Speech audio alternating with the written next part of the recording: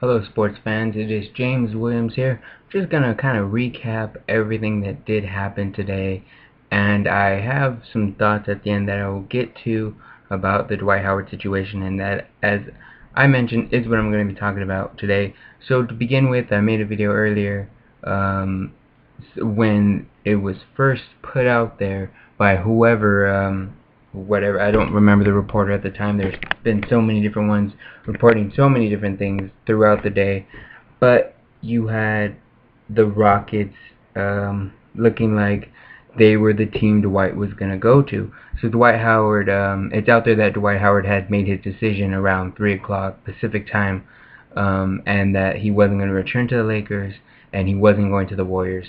The Warriors made a strong push late, no, well, not late in the process, but early today on July 5th, the day after 4th of July. We had the fireworks show for the kids and whatnot on the 4th of July, but all the fireworks happened on July 5th for the NBA, and that's exactly what happened. You had a big signing, I guess you can say, as far as big named players to some extent, with Andre Iguodala going from the Nuggets as a free agent to the Warriors, signing him to a 4-year deal. And that wasn't enough for the Warriors. They didn't stop there. They wanted to make a splash and make some space to let Dwight Howard know that they had the room for him and he can play with Stephen Curry and either Harrison Barnes or Klay Thompson with Mark Jackson as the coach.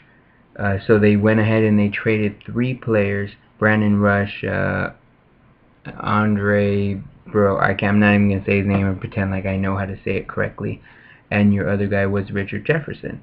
Not only was that the only piece they send, and the part I mentioned in the other video I was not very happy, not that I was very happy about, but it still kind of really was that they traded their 2014 and 2017 first round picks to the Utah Jazz. 3 players and these 2 picks, and I even thought I heard there was like 2 second-round picks that were thrown out there in the trade to the Jazz as well. So the Jazz made out like bandits, especially for them, while they are coming off the loss of Al Jefferson, who signed with the Bobcats yesterday, I believe. And so anyways, not only that, but the Warriors in return only got 1 player named Kevin Murphy, who I've never heard of, unless, no, I was going to say he played for the Lakers, but he didn't. That was Troy Murphy, if I'm not mistaken. So 1 player for, and this guy will probably never even play. As far as I'm concerned, he'll probably never even play. So where do the Warriors go now that they didn't get Dwight Howard? Who knows?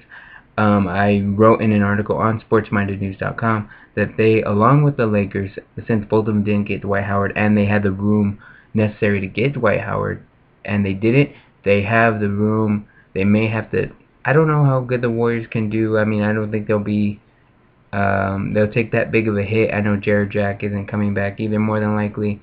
But then again, they got Andre Iguodala, so I don't know how the Warriors will do this season. But for the Lakers, it doesn't look like they'll be. I don't think they can sign anyone as it is because they're in the luxury tax.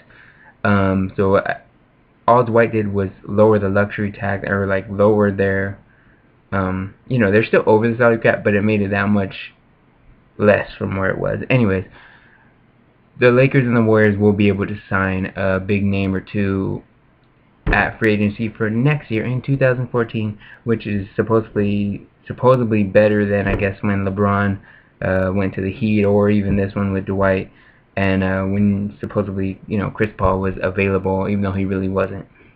I guess LeBron James is supposed to be coming out. I even heard Melo may be a free agent. Who knows? For all we know, any of these guys can just get a contract.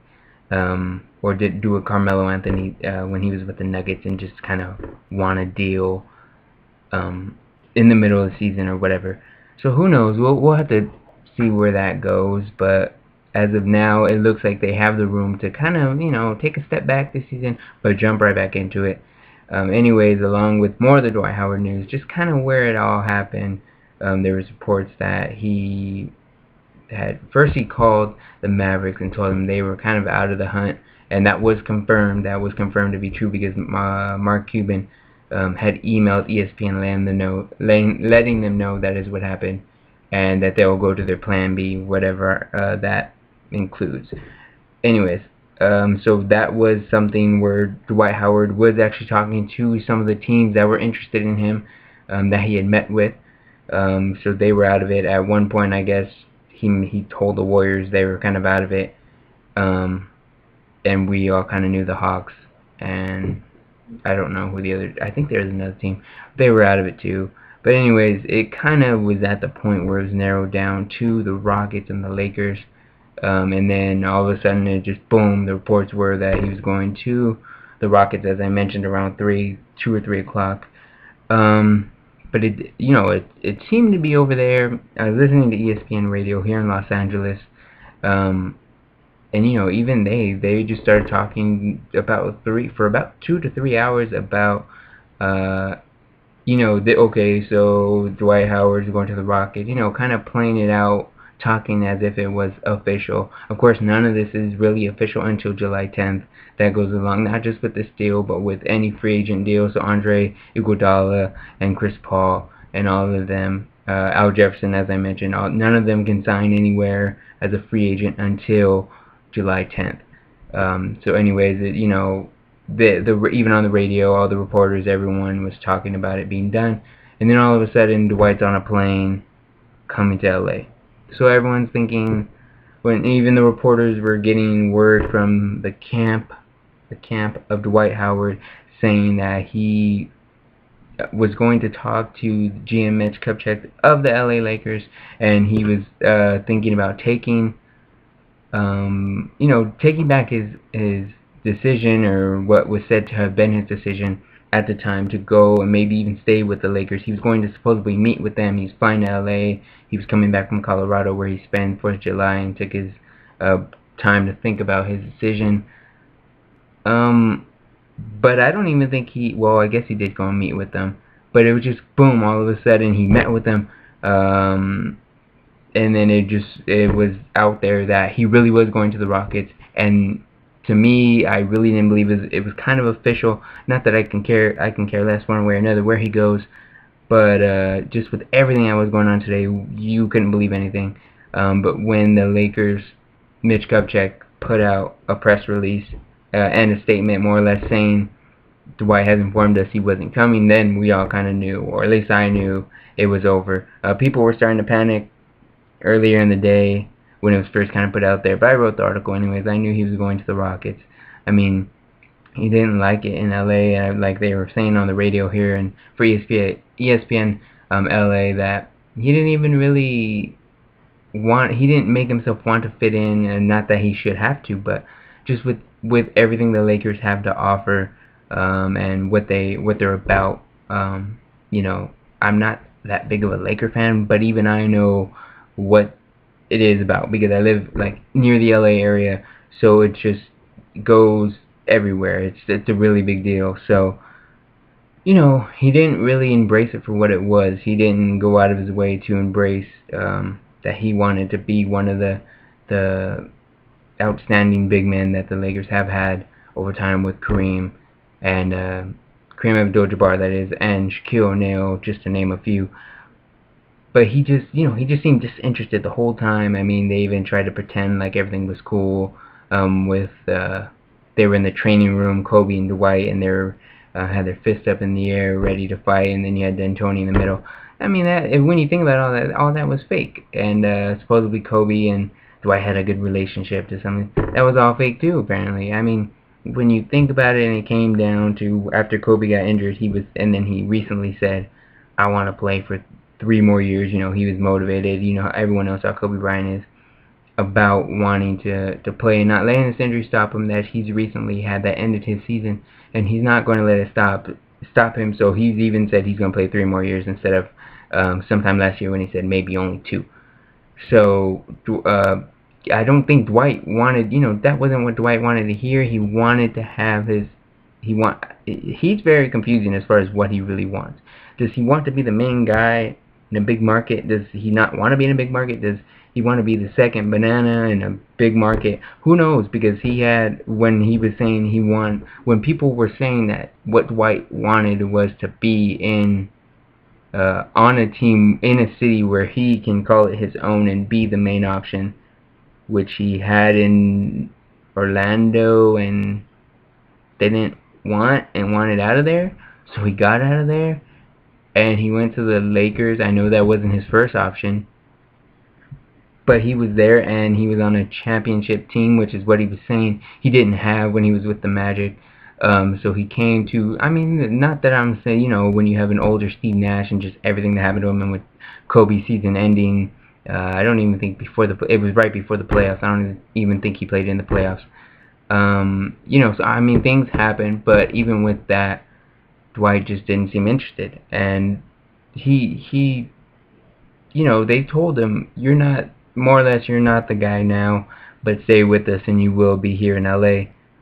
It wasn't enough for him, so I guess he wants to go where he has a chance to win. First of all, the Lakers have, I believe now, the most, if not tied for the most, or they're second most behind the Celtics or whatever, for the most rings, most championships overall, not within the last 10 years or so, but overall.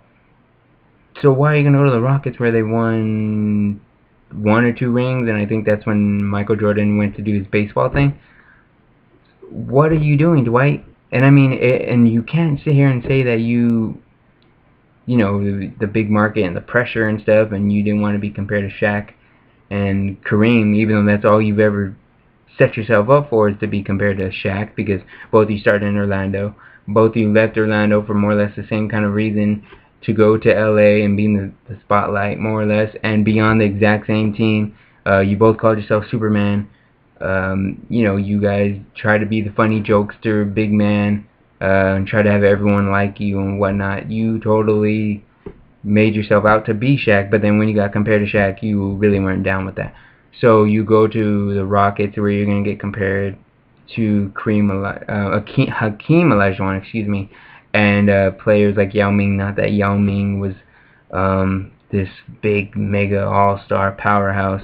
Not saying that he wasn't. He was a decent player, but he didn't live up to the hype he was expected to live up to. But still a big name nonetheless, and a big deal, especially for the Rockets. So interesting to see what Dwight does. Supposedly, even at one time, Dwight was coming, when he was coming to LA, supposedly it was because there was he was now 50-50 about his decision. He appears to be mad about it now when he talked to Stephen A. Smith 15 minutes before it was really released, and then the Lakers, I guess maybe we're probably writing up the press release at that time. Stephen A. Smith talked to Dwight Howard. We all know when Dwight was first coming to LA, Stephen A. was hanging out with them at that time.